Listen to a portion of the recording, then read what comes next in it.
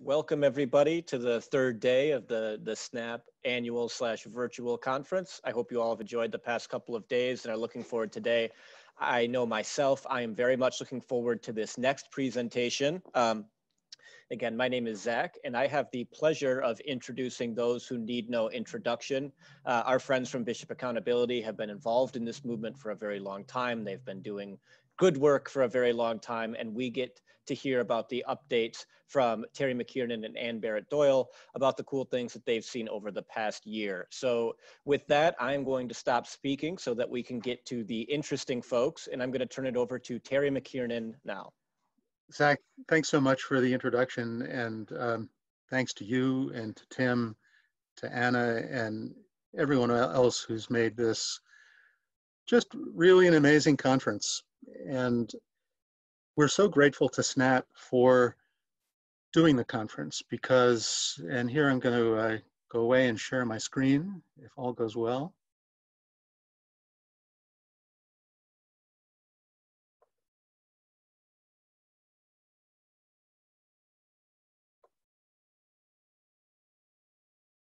We remember way back when last year what it was like to be together, and it's something that we all really treasure. And at bishopaccountability.org, it's one of the most important times of the year for us. So we're very grateful to you guys for having brought us all together, even though we feel so much apart sometimes. So it sure has been an eventful year, and what I'm going to do in this presentation is go very, very quickly through some events, some great journalism, some other things, and then I'm going to concentrate on a topic that has to do with the crisis, but also has to do with what the whole country has been going through. So right at the top of the list of events, of course, this last year are the SOL windows that have opened in New York, in New Jersey, in California. And I'll only say about them that, of course, they mean that survivors have an opportunity at last to get some justice in those places that they had been denied before. We are also seeing, of course, the entry into this whole situation of attorneys who have never worked in this before, and mass tort has really come to the crisis. I hope that doesn't mean that we see fewer documents. Bankruptcy has been another theme, of course, in Rochester, in Harrisburg, in Buffalo, in New Orleans. And there too, we at Bishop Accountability, of course, hope that documents come out. It's not always the case that that happens. In the Gallup bankruptcy, for example, the bankruptcy was used to deny documents. And I know that everyone is working hard in these bankruptcies to make sure that transparency occurs. Documenting the crisis has also been an important theme this year. The Missouri AG released an underwhelming report. Colorado, as we know from the fantastic presentation yesterday, released a very good report for which we're really grateful. And I want to stop here and say how moved I was to see how important SNAP was in the development of that report in Colorado. You guys did a fabulous job. Down in Australia, redactions were lifted on the entire final report that pertained to Pell and also to case studies. And that was a very important development. And a really remarkable report came out of Springfield, Massachusetts that was a revelation, really, to a lot of us. Now, there were some important departures in one way or another. Georgiana Glowes, who was a very, very important whistleblower in the crisis, passed away from COVID in the last year. John Fite, a priest who was convicted a couple of years ago in an important trial down in McAllen, Texas, passed away. David Haas, who anyone who goes to church still in the Catholic world cannot avoid the hymns that he composed over the years. And Stephanie Crable was instrumental in revealing the Me Too abuse that he had perpetrated. And George Clements, an absolutely crucial priest in Chicago, passed away a few months after it had been revealed that he too was accused. And this is a very, very controversial situation and a very important one. Now, fantastic reporters did fantastic work in the last year. And a lot of the work had to do with the lists that the bishops have been putting out and some religious orders as well. Danae King did a fantastic series at the Columbus Dispatch. 7 Days up in Vermont did some really interesting work on the career histories of accused priests there. Sarah D'Elia down in Charlotte, North Carolina at WFAE did a report on the whole concept of these lists. The AP did some amazing data journalism. And ProPublica did a kind of gathering together of all the bishops' lists that I have found very helpful, and I'm sure other people have. The AP did amazing reporting in other ways. Nicole Winfield did a really interesting report on the CDF and a very, very moving report on 2 men in Africa whose father was actually a priest. The internationalization of the crisis has been an important theme. Emily Schwing did 2 great reports on the abuse crisis in Alaska. There was a really good report in Slate on McCarrick and the way that he continues to really evade responsibility and in particular denies the accusations of abuse in the confessional that James Grine has leveled. Mike Resendiz did one of the best, I think, reports of the entire year on a family in the Delta and their experience of abuse and really tragic experience of the way that the Franciscans handled it. Gary Fields, another really great reporter at the AP, did a report on minority victims and how the church has really not done outreach to Terrence Sample and many others as well. Now, I like also to pay attention to how arts and culture are reflecting the crisis. I want to pick a couple. I'm sure you have your favorites too. There was an amazing show in New York by an indigenous artist named Sonia Kelleher Combs. And this is it that you're looking at. And if you zoom in a little closer, you'll see that what she did was to take maps of the 35 areas in Alaska where clergy abuse has taken place, and then to modify those maps in various ways to express the pain and the sorrow that the abuse caused. This is a particular favorite of mine, a novel about a religious sister who ends up being an investigator in a clergy abuse case. I cannot recommend this novel too highly. There was a remarkable performance that, in a way, set to music, Marge Gallant's letter to Cardinal Medeiros.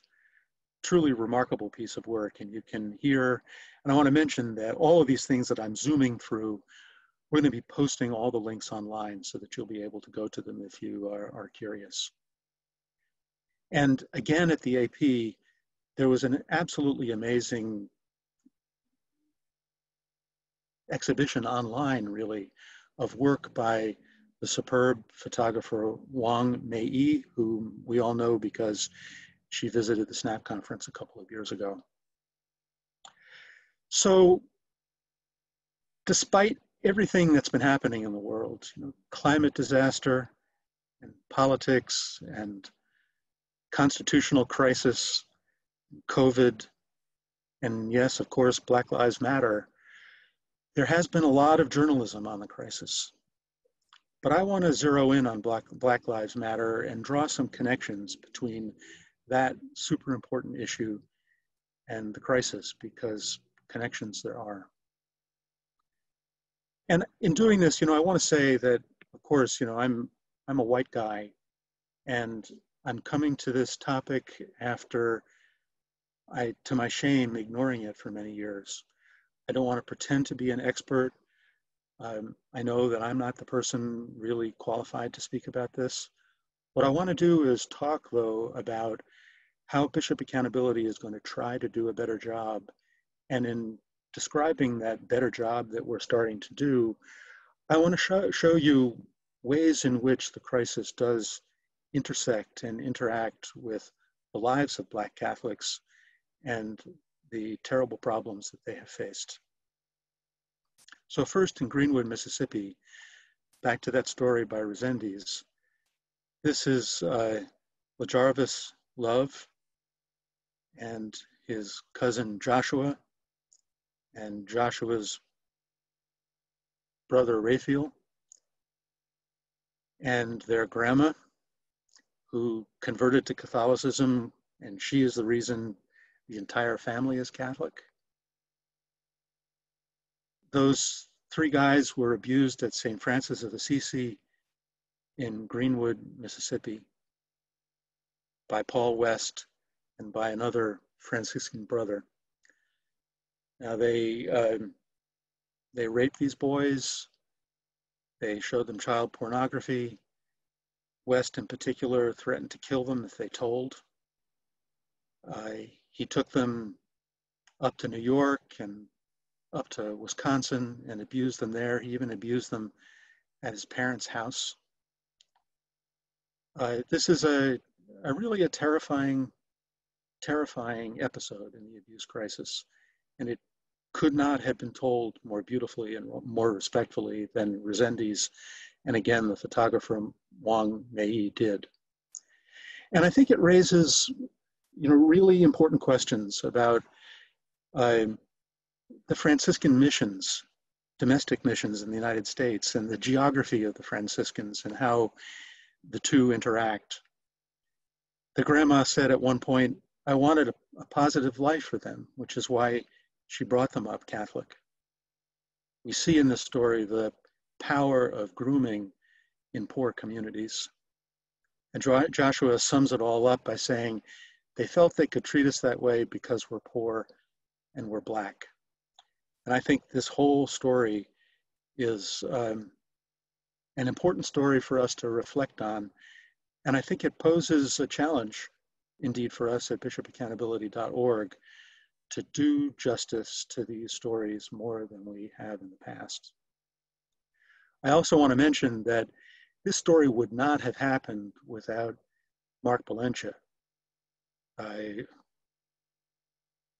can see Mark here working with Resendiz on the story in real time. And we wouldn't know about these people in Greenwood if Mark hadn't worked with Mike to bring the story to us. So kudos to Snap and kudos to Mark as well. The Josephite order is really, really important in the Black story in the South especially. These are the Josephites now, but they were hundreds and hundreds of priests, mostly white, back in the days when the South was an integrated world. We know 16 Josephite priests accused of abuse, and interestingly, the dioceses in bold are the dioceses that have released these names. So interestingly, it's because of bishops releasing lists that we know most of these Josephite names.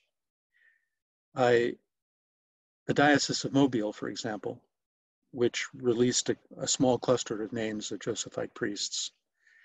Now, they misspelled the names intentionally or accidentally, but at least they got the names out there. And I want to spend some time on this second name here, Lawlor, not E-R. Kyle is K-E-I-L, not I-E-L. So Edward Lawlor, once you do his assignment history, as I've been doing, is a very, very interesting character. And just quickly, I want to point out that that brief assignment at St. Peter Clavers of 2 years is important. Mobile says that he was accused of abuse in 1972. And you can see that the next assignment was an assignment without a school. It's also interesting, of course, that he uh, is not listed in the official Catholic directory for a cluster of years in the middle of assignments. So by really beginning to work up the career histories of these Josephite priests, we get a window into how these priests interacted with these communities.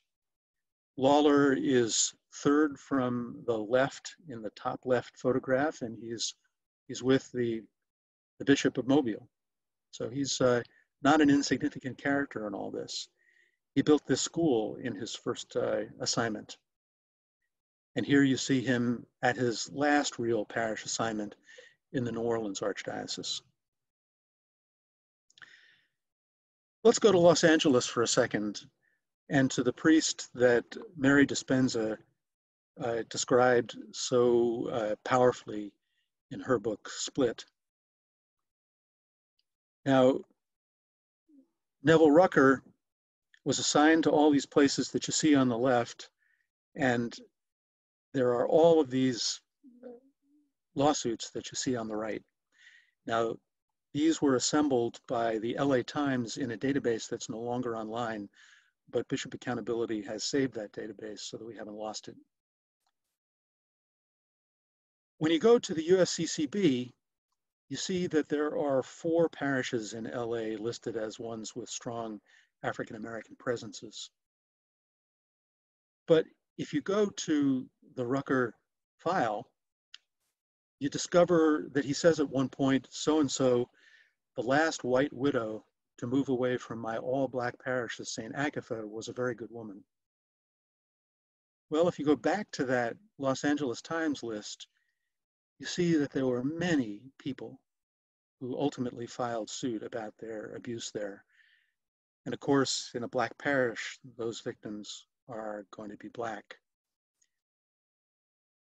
This is a task that we have to do well at Bishop Accountability, focusing on what the ethnicity is of these parishes that we're examining when we do assignment histories. As you see, the documents are useful, but they're challenging. You really have to drill down in them to find out what's going on. It's important to note that neighborhoods are dynamic.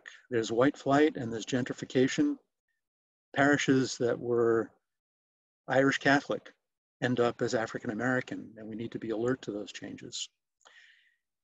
We don't have that expertise, so we'd love to talk with people at SNAP who are familiar with the situation in LA or New Orleans or Chicago. Lawsuits can help us identify African American victims.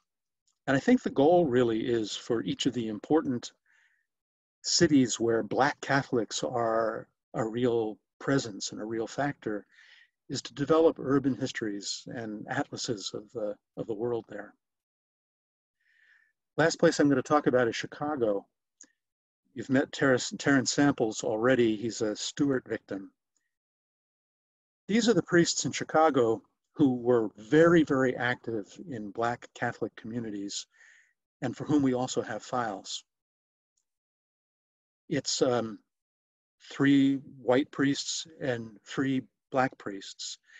This is a very fraught situation in the Black community because there was really missionary work early on in the Great Migration by white priests, and then by Black priests as Black power really became a factor among Black Catholics.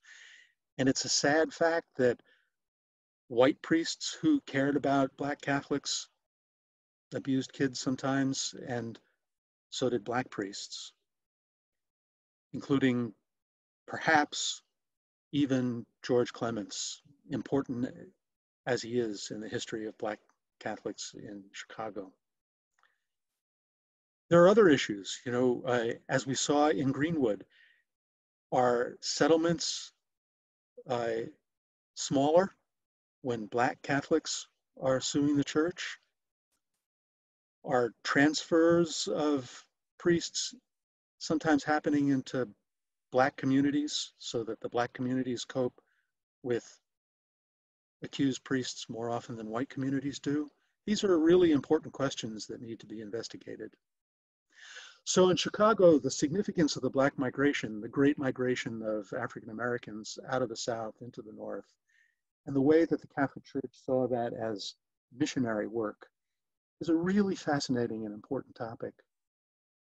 The way that Black power was important starting in the 60s and 70s, and how there was actual missionary work to Black Catholics who had gotten used to the old way of being Catholic.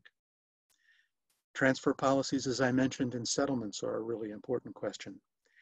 And priest files also give us a real insight into these Black Catholic communities and the very, very deep attachment that they sometimes had to the priests who worked there. And I think that when we look at the whole picture, we're going to need to assemble a Black Catholic history and atlas as it relates to the abuse crisis.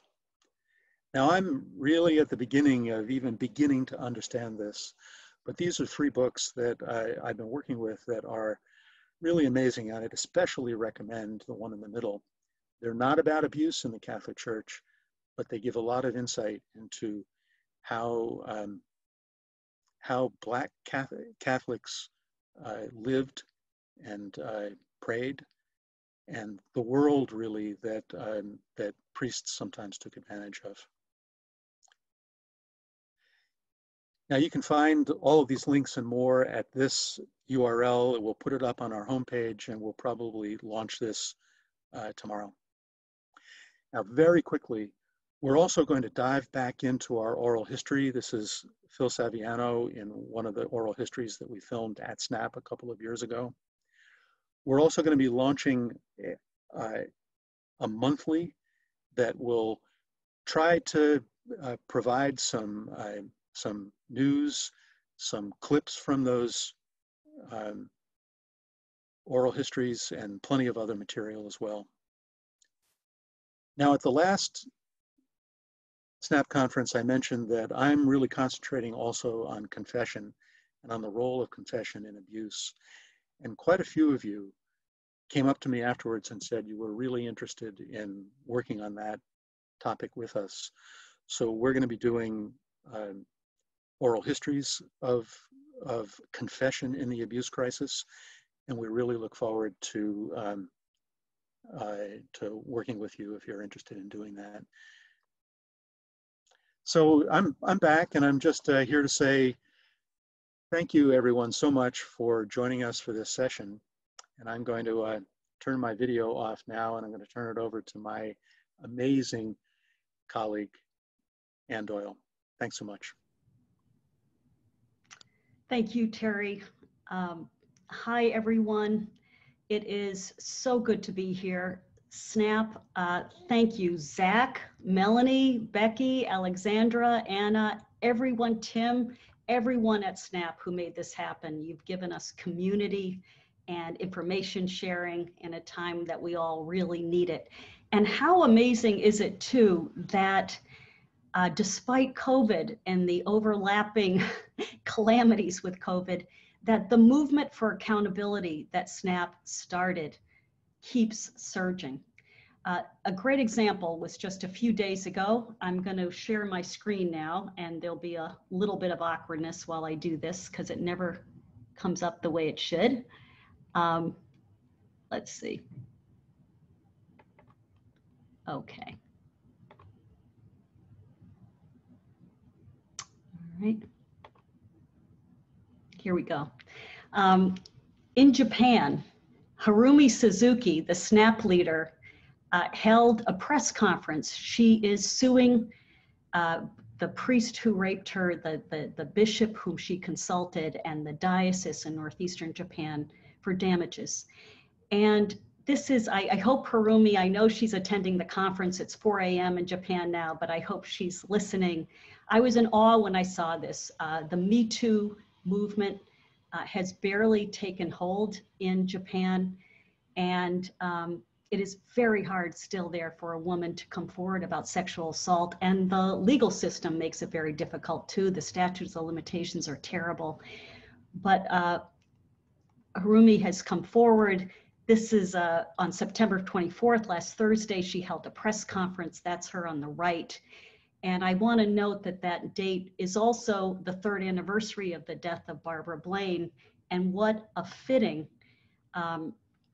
way to commemorate that sad occasion. Barbara would be, she is so proud, I'm sure, of the courage. And this is also a reminder of how global this movement has become and how accountability is still happening all over the world.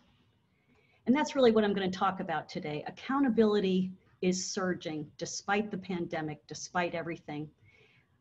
We'll look quickly at the Pope's new bishop accountability law, how it's being applied inside the church by the hierarchy, and how civil authorities are holding the hierarchy accountable in very different ways. There have been some really hope-giving developments.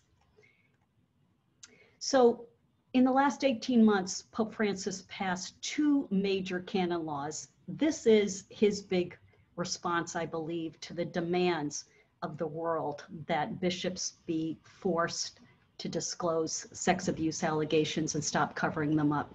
I don't think we're going to see anything else from this Pope in terms of major legislation. You remember that last December, he said that the pontifical secret no longer applies to abuse cases. This was an expected move. It was a necessary move. The pontifical secret had become a legal liability for the church in an age where civil authorities are increasingly pressing bishops to disclose information. And in May 2019, there was the passage of Vos Estis Lux Mundi, you are the light of the world. And this did 2 important things.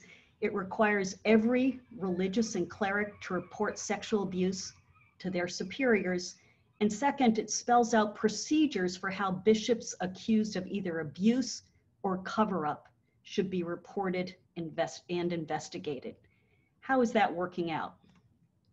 Well, inside the church, they have high expectations. This is Archbishop Scicluna, the Pope's trusted abuse investigator, and he has declared that the silence, omerta, and cover-ups can now become a thing of the past.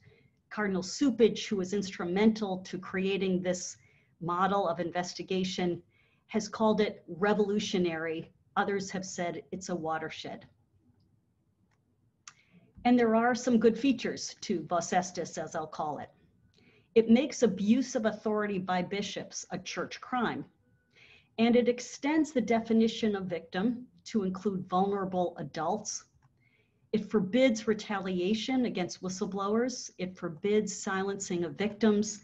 And it makes certain kinds of cover-up by bishops a church crime. But does it get at the fundamental reforms that were needed? Well, the US bishops apply this in a really interesting way. They have a website called reportbishopabuse.org.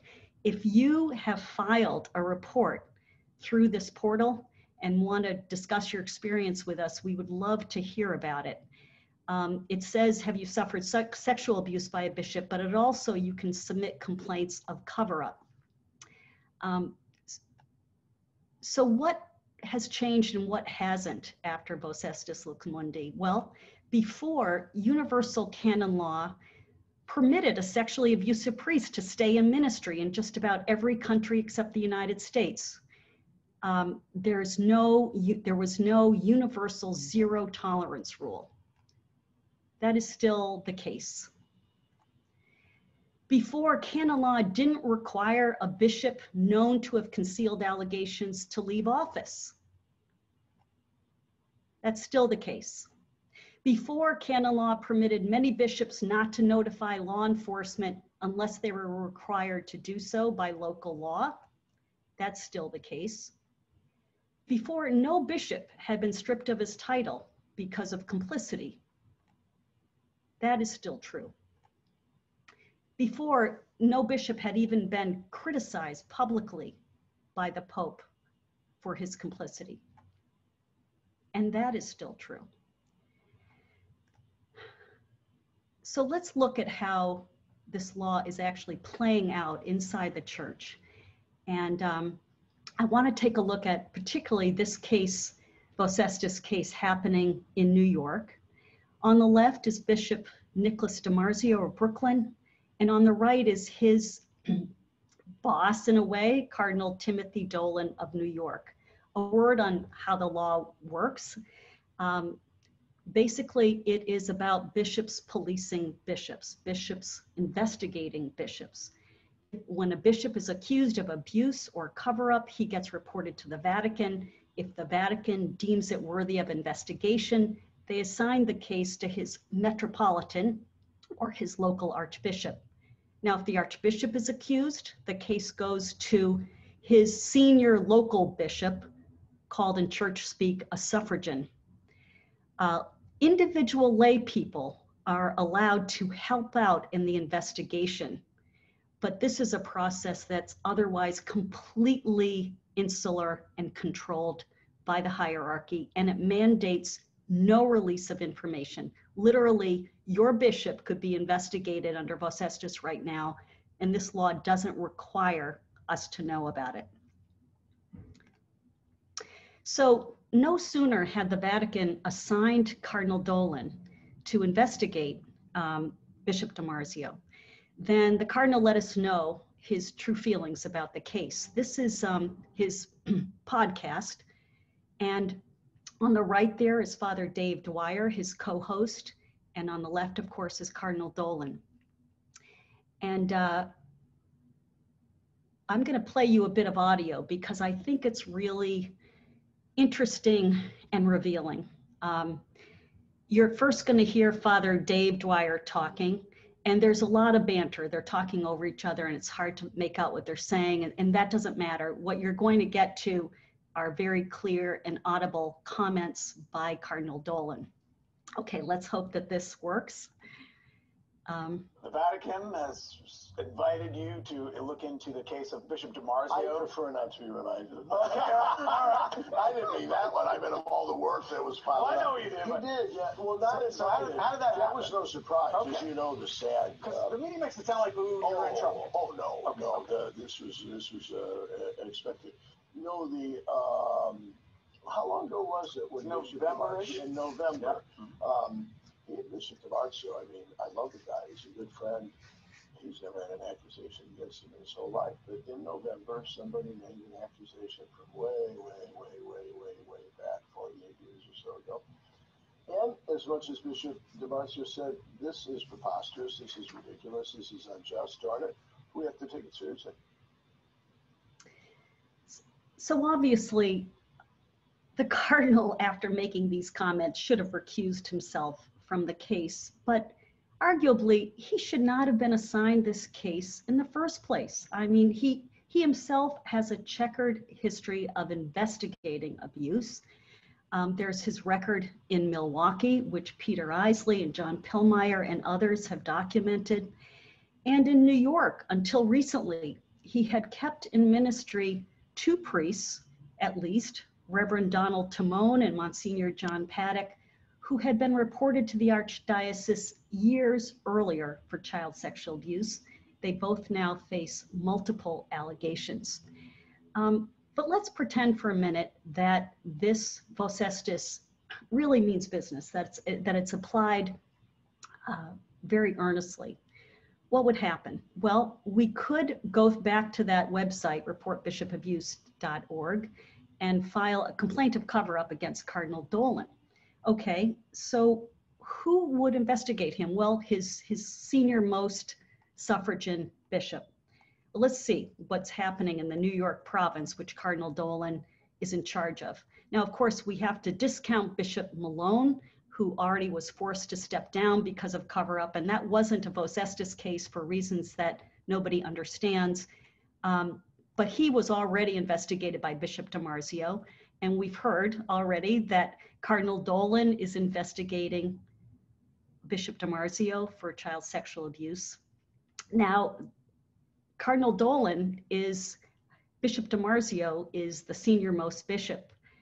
He would investigate Cardinal Doyle in this hypothetical investigation, but obviously then they'd be mutually investigating, which wouldn't work. So let's assume that wouldn't happen. And they'd go to the next most senior bishop, Bishop Matano of Rochester, who himself is no model of accountability. He filed for bankruptcy after dozens and dozens of victims had filed claims, and it's feared that this will result in the suppression of really sensitive documents from the public. So this is what you have here. You have a circle. You have a conga line, basically, of bishops investigating bishops. And I'm not trying to be satirical here because too much is at stake.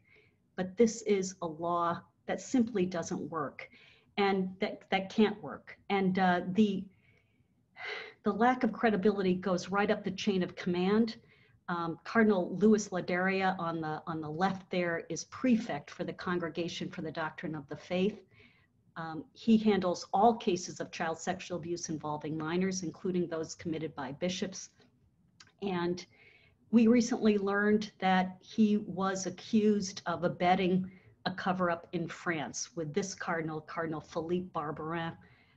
Police found a document where Ladaria was advising Barbarin to avoid public scandal in handling a pedophile priest who's been accused by at least 75 boys. He's in jail today.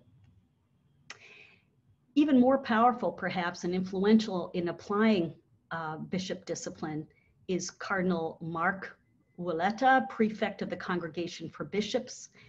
And we know that by his own admission 2 years ago, after the McKiernan case blew up, that he had to admit that he had known since 2011 of the restrictions imposed on McKiernan, and he did nothing to stop McKierran's high-profile activities. He was similarly apathetic with Bishop Michael Bransfield. We know from an investigation by the Washington Post that the Cardinal of Philadelphia reported an allegation of sexual abuse of a minor by Bransfield in Philadelphia in 2012 to Ouelletta. Again, he did nothing. And his indulgent treatment of Bransfield has continued even after Bransfield has been found guilty of financial self-dealing and abusing seminarians by the Vatican. We all saw this story last month where Cardinal Ouelletta has weakened the penalties that were imposed on Bransfield by his successor. Bransfield now has to pay back only a fraction of the money that he stole from the people of the diocese, and he was allowed to submit an apology that admitted no wrongdoing. The Pope himself could be theoretically processed under vos estis if he were subject to canon law. And one of the most troubling cases is that of an Argentine bishop, Gustavo Zanchetta, and he is on trial right now in Argentina for sexual abuse of seminarians. Nonetheless, the Pope has put him back to work in a Vatican office. Again, I go back to A.G. Kaufman's comment, the I dare you mentality. There's not even a pretense here of a crackdown. And where is the McKiernan report? This is what we've all been waiting for. It was 2 years ago that the Vatican announced that they were investigating McKiernan, that they would leave no stone unturned. They were going to look at all the archives and all the dicasteries. This is sort of like a massive vos estis investigation, if you will. And it implicates not only Pope Francis, but also Pope Benedict. And we now know Pope John Paul was informed by a victim. So what is the delay? One speculation is that, I saw an analysis in the Catholic News Agency that they are waiting until the windows close in New York and New Jersey because there are victims of McKiernan in both places, and they want to wait until anything said in the report can't be fed into those settlements. Who knows? But let's hope for the best. This year was a big year in learning about bishops who have abused children and vulnerable adults. These are many cases that were in the news. Obviously, we don't have time to go through them all, but every single one, even those found guilty by the church itself of child rape, retain the title of bishop. That includes Archbishop Aperon of Guam, Bishop Christopher Saunders. This is a new case popping up in Australia. He is accused of sexually abusing 2 Aborigine men. Bishop Hubbard, this is a really important case. He's Bishop Emeritus of Albany still, and yet 5 victims have come forward as a result of the Child Victims Act in New York, alleging abuse as children by Bishop Hubbard. And of course, Bishop Hart, who's still, these are all living bishops on this screen, by the way. Bishop Hart, who's still alive. 18 victims have been counted, and the local bishops themselves find the allegations credible, but he too holds on to his title. So we are not getting yet the impact we need and the action we need on bishop accountability from the Pope or from the church. But civil authorities have been active as well. There were 2 big reversals this year. Cardinal George Pell was freed from prison after the High Court overturned his sex abuse conviction. And Cardinal Barbarin, who I referred to before, he was first convicted and then cleared of failing to report that pedophile priest. In a way, this isn't surprising. You know, Gloria Steinem said, backlash follows success as night follows day. But there have been many other really encouraging steps forward. What's happening in India is just remarkable. I hope we have some of the activists and survivors from India in attendance today. What you're achieving there is amazing. There are so many whistleblowers coming forward as well as victims. This bishop is now on trial for raping a nun. Every attempt he has made to get this trial canceled has been defeated. Poland, of all places, continues to pop. For the 2nd year in a row, a documentary has come out by the same documentary producers, a pair of brothers, and it's exposing cover-up by a bishop who was forced to step down. And it shows the victims confronting the priest who abused them. In Colombia, one of the largest Catholic countries in the world, a constitutional court ordered the Archdiocese of Medellin to give a journalist access to 43 abuse files. The journalist is kind of, it seems by himself, uncovering the epidemic of clergy sex abuse in Colombia, Juan Pablo Barrientos. And Canada, my goodness, it is hard to document how much is happening there. Rosemary Anderson, I hope you're watching, recently was awarded the first civil settlement for sexual abuse of an adult by clergy. Quebec has abolished the civil statute of limitations altogether, and there's a strong retroactive element to it. And an appeals court ruled recently that St. John's Archdiocese in Newfoundland was liable for abuses at the Mount Cashel orphanage.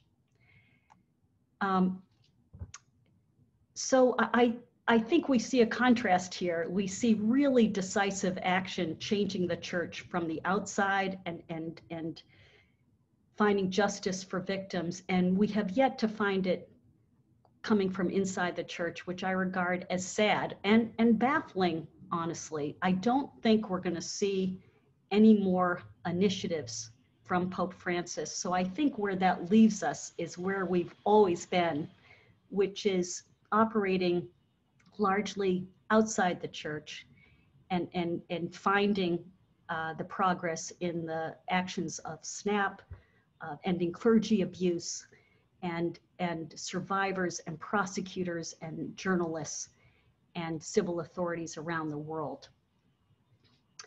I really want to thank you for having us today. I hope we have time for some questions because that's the best part. And those are our phone numbers and email addresses. You can also contact us at staff@ bishop-accountability.org.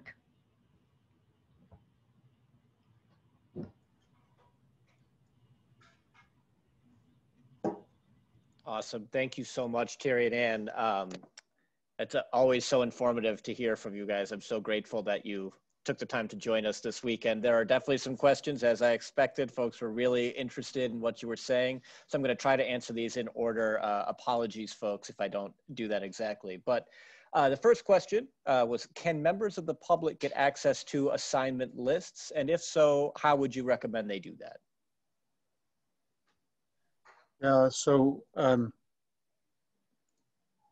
We, and this is in particular, our colleague Susie Nauman, have done about 1,000 assignment histories. And we are developing a program to speed that process up because we now have over 7,000 accused persons in the database. And fast as Susie works, you folks are bringing out names faster than she can do assignment histories.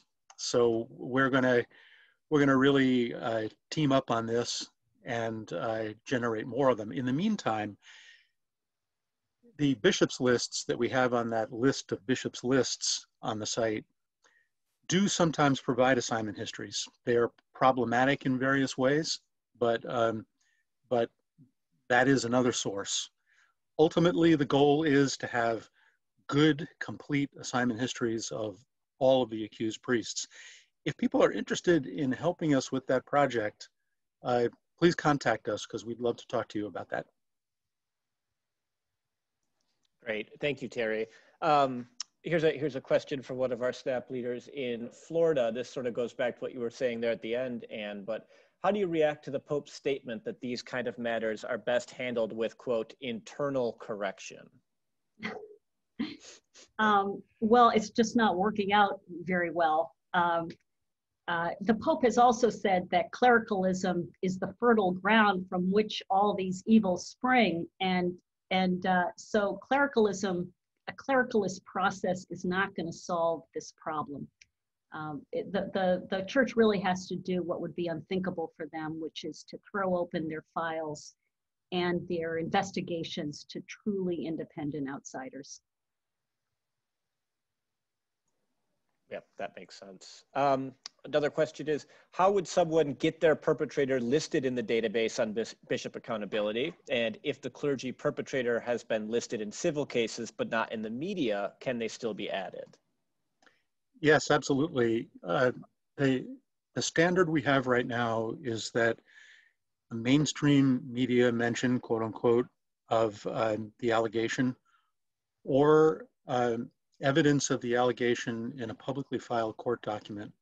Either one of those, both is wonderful, are sufficient to get that person included in the database. We're also mulling over, as I mentioned in my talk, we're going to be doing many more oral histories. And it is honestly frustrating for us that we know there are accused persons out there who haven't been covered in the media and a suit hasn't been filed. And we are discussing whether we can expand our standards to deal with those very, very important cases. But for now, publicly filed court documents or media coverage is sufficient. Excellent, thanks, Terry. Here's one, does the church give an explanation for why these bishops have not lost their titles?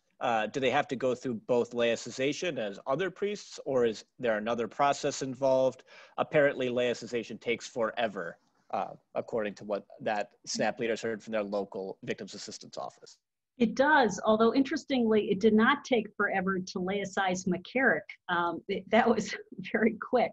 So there have been, in the list of accused bishops that we have on our website, you'll find 7 who've been laicized out of the 140 that are listed. The right of the hierarchy to police itself is essential to the definition of Catholicism that is held dear by the people who run the church. That is why not only do they not punish most bishops by removing titles. Vos Estis explicitly says that, well, it doesn't, you have to interpret it, but it has been interpreted by canonists as saying that absolutely there can be no investigative oversight or review boards of lay people, like as you see for priests. It's really remarkable. And the analysis by canonists was, if you let lay people oversee bishops who are accused, you would, we essentially would be a Protestant church. That was a quote from paraphrase from Kurt Martins of Catholic University. Okay. Here's kind of a specific question about your perspective. The Bishop of Kalamazoo in Michigan is not taking clergy abuse related calls, claiming that there is an open Attorneys General investigation. So is there validity to that reasoning for not taking calls, or do you think that's disingenuous? That's yours, Terry. I think for all kinds of reasons, especially pastoral reasons, the bishop should be always open to survivors, and it should be really a bishop's first mission to listen to survivors, to respond to their complaints, their needs. That ought to be absolutely right at the top of his list. And I'm not an attorney, but I don't see how doing what the bishop is really there to do can in any way be in conflict with an attorney general's investigation. Although in a way, it's good that he's basically encouraging those people to go to the attorney general or go to the police. So that's a charitable way to look at what he's doing. I had that same thought. If you're not going to get pastoral care from the diocese, at least you'll get it from the Attorney General's office. Apparently they've been great. But here's another question. Have you collected any information about how U.S. dioceses are defining the term vulnerable adult from Vos Estis? The term has traditionally been used in a narrow way to refer to people with developmental disabilities, but Vos Estis' references to abuse of power seem to expand that definition. Great question. It is a great question. It definitely expands it. Cardinal Mark Willetta made explicit that it includes seminarians and young priests and nuns who are faced with sexual advances by their superiors. So, you know, that is one interesting thing about Vos Estis, is that it really expands the definition of vulnerable adults, and it officially recognizes them as victims under canon law. And if you want to write to me, I can send you the exact reference in Vos Estis and also how it's been interpreted by various experts. Great, thank you, Ann. We have a couple questions, a little bit more specific about bishop accountability itself. But the question is, what is the chance that abusers from other faith groups would be added to your database? Yeah, that's a really, really good question. You know, and we have good relationships with people who are documenting abuse in Orthodox communities, the amazing people who are working on the whole Mennonite situation. We really admire the work that's being done on accused Baptist ministers.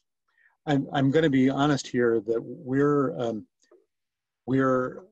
so busy with the flood of information, particularly as a result of the statute of limitations windows and the work that we know we need to do in the brief we have already, that much as we would like to expand to other faiths, I think for now, the way we can help with that is to talk with people who are interested in doing a similar thing in their own denominations, discuss the pitfalls and our experience. We would love to do that.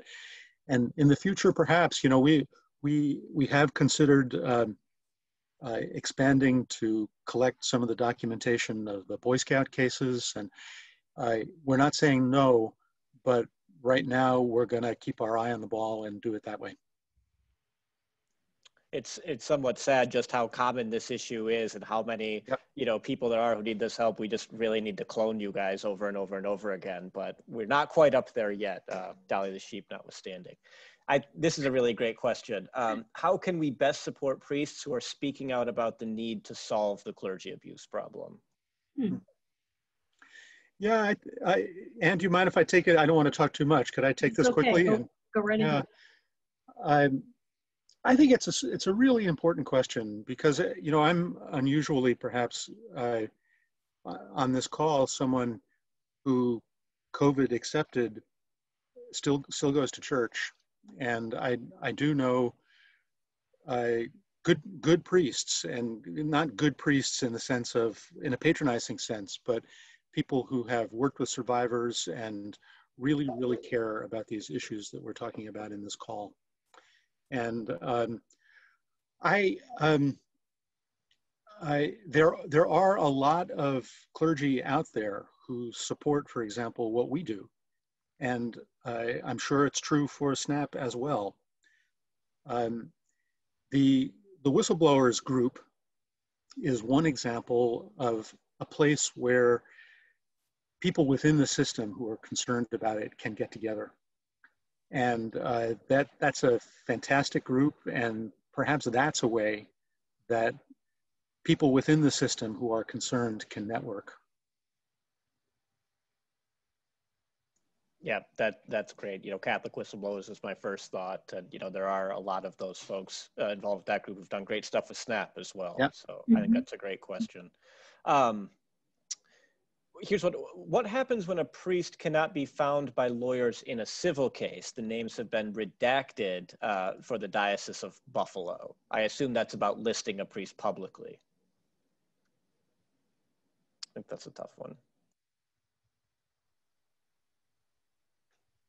I'm not sure that this answer is responsive, but we certainly do experience sometimes uncertainty about the identity of an accused priest. Of course, some survivors were abused at a very early age, and the identifying details that they can provide are sometimes not enough to exactly identify the priest. I know this has happened, for example, in some indigenous cases. Again, Susie Nauman is an expert at this, finding ways of really narrowing it down. You know, it's important to have middle initials. Comparing the descriptions to the assignment histories that we develop is another way. But I'm not sure that I'm answering the question or understanding it. So whoever asked that question, if you want to follow up with Ann and me, we'd be very happy to be more specific if I haven't quite gotten it. Thanks, Terry. That's a very kind offer, and I'm sure that folks are going to take you up on that one. Were either of you invited to participate in the Catholic University series, podcast series on clergy abuse in the church? We know that some of our friends like Tom Doyle weren't invited. We were interested to know if you were. I was not. You know, they did contact us, and this seems like a lame excuse, but I honestly regret not having had the time to participate. So our experience wasn't that we were excluded, and I haven't looked at it yet, but I look forward to seeing it. And so it wasn't a matter of exclusion, at least as far as we were concerned. That's good to hear. You know, Tim Lennon, our president, was invited and was able to participate too. So it's certainly a mixed bag, but we're glad they're getting to some of those advocate voices. This sort of goes back to something you were talking about in your presentation, Terry, but are you aware of any scholars or journalists who are exploring the issue of abuse in Black Catholic communities? We being Awake Milwaukee, has been looking for a good source for an upcoming blog post on their website. Oh, wow. I do know of a couple, and their work is in the early stages. So what I probably ought to do, if the people asking this question could drop us a line, I think just out of respect, I ought to check with the scholars to see whether they're at the stage where they'd like to talk. And if they are, we'd be happy to put them in touch. Excellent, thanks, Terry. here's a question. I'm going to paraphrase. It's a little bit longer, but have you had a lot of contact, about abuse and cover-up from members of the Orthodox Christian faith? We've had some. What do you say, Terry? I know that there have been some, and I know that there are some really effective activists in the Orthodox Christian community.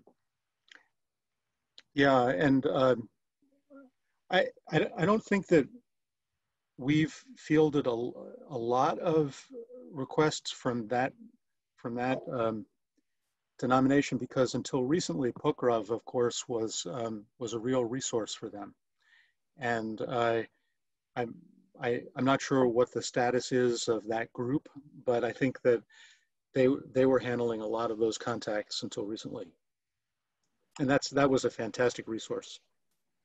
Yeah, for the person asking that question, Pokrov is one of the people who runs that, is a SNAP staffer named Melanie, and I would invite you to connect her. She's wonderful to talk to in general, and she would probably have some more information for you as well. Great.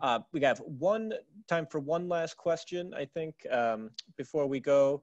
And this one is about listing priests who have been accused or convicted of abuse of adults, and how BA handles listing those on their website, make the distinction of those versus those who abuse children.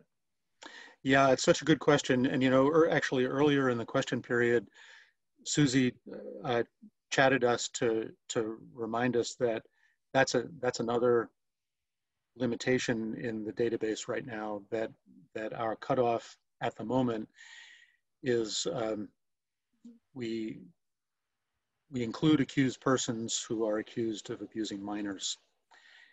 And yet, and this is something that we talk about a lot in our staff meetings, we are very, very aware that abuse of vulnerable adults and sexual misconduct with adults is endemic in the Catholic Church. Richard Sipe was a crucial voice in pointing out that child abuse in the Catholic Church is a subset of a larger problem.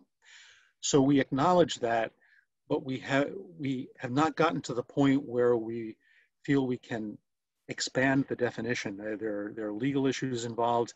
It has nothing at all to do with our feeling uncomfortable, let alone, God forbid, disbelieving of survivors who have that experience. And we feel badly that our database right now does not support people who are in that position as we would like to. So it's definitely an ongoing conversation, and it's one that we'd be very, very happy to have with anyone who is interested in contacting us.